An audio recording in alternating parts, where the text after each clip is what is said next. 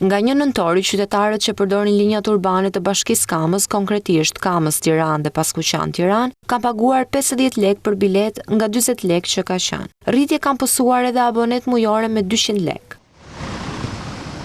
Sipas kryetarit të shoqatës së transportit urban dhe ndërqytetës, Dashnor Memaj, rritja e çmimit ishte e domosdoshme për të përballuar shtimin e kostove të mirëmbajtjes dhe të karburantit, në mungesë të subvencioneve shtetërore.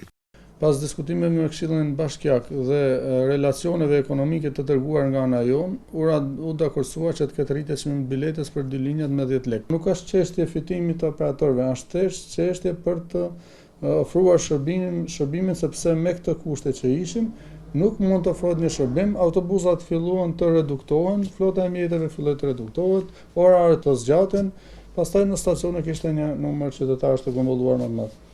Duke qenë se institucioni nuk kishte buxhet për ta subvencionuar, ishte e arsyeshme dhe domosdoshme rritja e çmimit biletës me nivel 10 lekë për 2 linja. Aboneja përgjithshme është po me të njëjtin çmim, është 1600 lekë, kurse aboneja e linjës është rritur me 200 lekë.